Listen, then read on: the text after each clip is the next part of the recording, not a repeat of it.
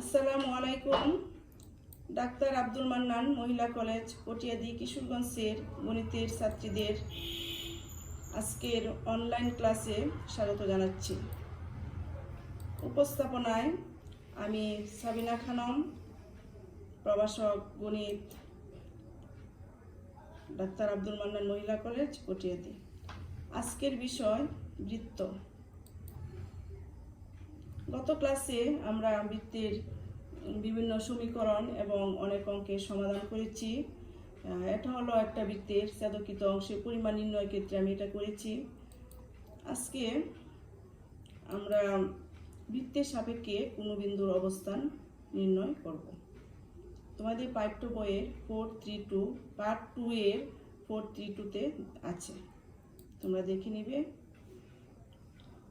এখানে একটি বৃত্ত দেওয়া আছে, এই একটা বৃত্ত, এই বৃত্তের কেন্দ্র হলো C00 এবং বৃত্তের বাইরে P একটা বিন্দু দেওয়া আছে, এটা স্থানাঙ্ক হলো x1 y1।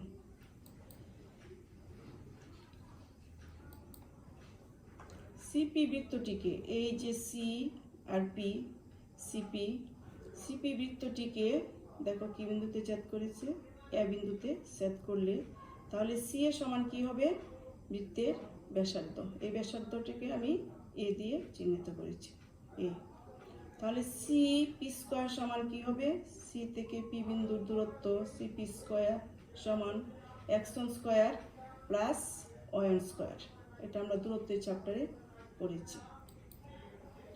এখন পি বিন্দুটি বৃত্তের বাহিরে অথবা উপরে অথবা ভিতরে অবস্থিত হবে যদি পিসি গ্রেটার দেন অথবা ইকুয়াল অথবা স্মলার দেন সিএ হয়। অর্থাৎ যদি পিসি স্কয়ার গ্রেটার দেন অথবা ইকুয়াল অথবা স্মলার দেন ব্যাসার্ধ স্কয়ার হয়। এখানে পিসি যদি গ্রেটার দেন হয়, গ্রেটার দেন সিএ হয়, তাহলে বিন্দুটি কি হবে? বৃত্তের বাহিরে অবস্থিত হবে। আর পিসি যদি স্মলার দেন সিএ হয়, তাহলে বিন্দুটি বৃত্তের ভিতরে অবস্থিত হবে এবং পিসি যদি ইকুয়াল সিএ হয়, তাহলে বিন্দুটি বৃত্তের উপরে অবস্থিত হবে। দেখো এটা এখানে দেওয়া আছে। এখন এখান থেকে আমরা পাই, যেহেতু এখানে পিসি স্কয়ার দেওয়া আছে, পিসি স্কয়ার গ্রেটার দেন অথবা ইকুয়াল অথবা স্মলার দেন ব্যাসার্ধ স্কয়ার, তো পিসি স্কয়ারের মান কত আমরা পাই? x1 square plus y1 square. এখানে বসিয়ে দাও, x1 square plus y1 square greater than অথবা ইকুয়াল অথবা স্মলার দেন স্কয়ার হয়। অর্থাৎ যদি x1 square plus y1 square minus a square, ওই সাইড থেকে আমি এই সাইডে নিয়ে আসলাম স্কয়ারকে, তাহলে minus a square greater than অথবা ইকুয়াল অথবা স্মলার দেন 0 হয়। সুতরাং x1 y1 বিন্দুটি x স্কয়ার, এই x1 y1 বিন্দুটি x square plus y square equal to a square বৃত্তের বাহিরে অথবা পরিধির উপরে অথবা ভিতরে অবস্থিত করবে যদি x1 square plus y1 square minus a square greater than 0 অথবা ইকুয়াল 0 অথবা স্মলার দেন 0 হয়। ওই বিন্দুটাকে আমি এখানে বসিয়ে দিলাম, x এর জায়গায় x1, y এর জায়গায় y1। এটা বসানোর পর যদি গ্রেটার দেন 0 হয়, তাহলে এটা হবে বাহিরে, ইকুয়াল 0 হলে হবে বৃত্তের উপরে, স্মলার দেন 0 হলে হবে বৃত্তের ভিতরে। অনুরূপভাবে দেখানো যায় x1 y1 বিন্দুটি, আমরা এই সমীকরণটা জানি, x square plus y square plus 2gx plus 2fy plus c equal to 0। এটা কিসের সমীকরণ? এটা বৃত্তের সাধারণ সমীকরণ।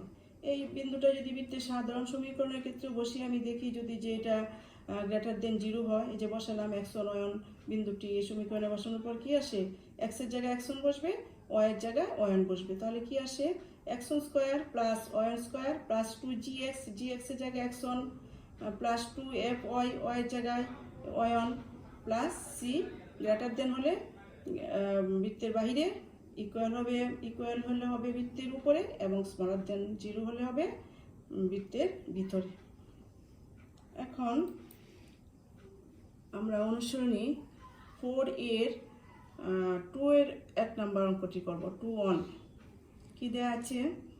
x square plus y square minus 5x minus 3y plus 16 = 0 বৃত্তের সাপেক্ষে 1, 2 বিন্দুর অবস্থান নির্ণয় করো। দেখো আমরা এটা সমাধান করি।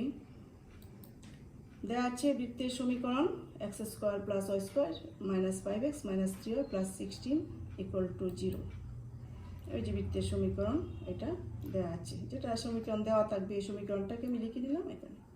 এরপর বলছি কি এত বৃত্তের সাপেক্ষে এত বিন্দুর অবস্থান, এই বিন্দুর অবস্থান এই বিন্দুটার। তাহলে আমি কি করব? এই বিন্দুটি আমি কোথায় বসাবো? এই রাশিটিতে। এখানে একটা বৃত্তের সমীকরণ ইকুয়াল না দিলে এটা কি হয়ে যায়? রাশি হয়ে যায়। একটা রাশি যখন আমরা =0 দেই তখন এটা কি হয়ে যায়? সমীকরণ হয়ে যায়। তাহলে এটা বৃত্তের সমীকরণকে আমি ইকুয়াল না দিলে কি হবে? এটা একটা রাশি হয়ে যাবে। তো এই রাশিটির মান, এত বিন্দুতে রাশিটির মান আমি বের করব। দেখো কি আসে? 1, 2 বিন্দুতে, তার মানে x এর পরিবর্তে বসবে 1 আর y এর পরিবর্তে বসবে 2 এই রাশিটিতে। তো বসিয়ে দাও। বসলে কি আসে? 1 স্কয়ার, x স্কয়ার মানে 1 স্কয়ার প্লাস y এর জায়গায় আসবে 2 স্কয়ার, এই যে 2 square minus 5 into x, 5 into এই যে মাইনাস 5 ইন্টু 1 মাইনাস 3y, এই মাইনাস 3 ইন্টু y এর জায়গায় বসবে 2। তোমরা স্থানাঙ্কের চ্যাপ্টারে তোমরা পড়েছ 1, 2 এটা একটা স্থানাঙ্ক, 1 হলো বুঝ, 2 হলো কুটি, এটা আমরা জানি, প্লাস 16। এরপর এটা ক্যালকুলেশন করার পর কি আসে দেখো?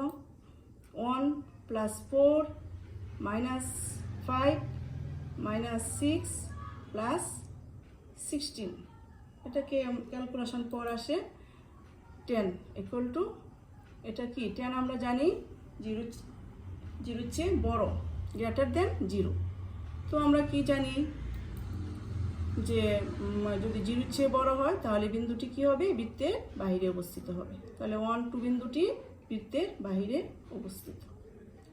তো এরকমভাবে অনুরূপভাবে আমরা আরেকটা অঙ্ক করতে পারি। চলো আরেকটা অঙ্ক করে নিই, খুব ইজি। 2 দেওয়া আছে x square plus y square,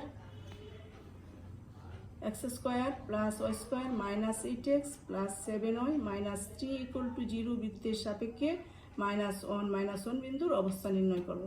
তো খুব ইজি ব্যাপার। গতটা কি করেছি? পূর্বের অঙ্কটি আমরা কি করেছি?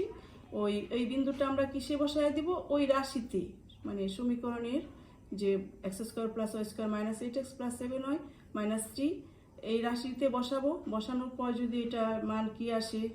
0 চেয়ে বড় হলে একটা হবে। তো আমরা চলো সমাধান করি। সমাধান রাশিটি লিখে নিলাম। প্রথমে বৃত্তের সমীকরণ দেওয়া আছে যেটা, এটা লিখে নিলাম। এরপর রাশিটির মান লিখে নিব। এই যে এত বিন্দুতে এত রাশিটির মান, কি বিন্দু চাইছে? -1 বিন্দুতে এই রাশিটির মান। তো রাশিটির মান বসাও। এখানে কি বসাবে? -1 বসাবে x এর জায়গা আর এই -1 বসাবে y এর জায়গা। তো সেম -1 x এর জায়গা বসালে কি আসে দেখো? -1 হোল স্কয়ার, x স্কয়ার মানে -1 হোল স্কয়ার প্লাস y মানে এই -1, y এর জায়গায় -1 বসালে -1 whole square minus 8x, minus 8 into x মানে ওই -1 plus 7y, plus 7 into y হলো এই -1 স্থানাঙ্ক -3। এটা ক্যালকুলেশন করার পর কি আসে? 1 -1 হোল স্কয়ার মানে 1 প্লাস -1 হোল স্কয়ার 1 -1 আছে প্লাস 8 প্লাসে মাইনাসে -7 -3।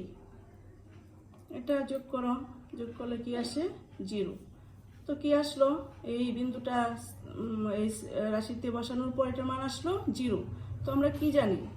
যদি বিন্দুটা রাশিতে বসানোর পর যদি 0 আসে তাহলে এটা কিসের উপর অবস্থিত হবে?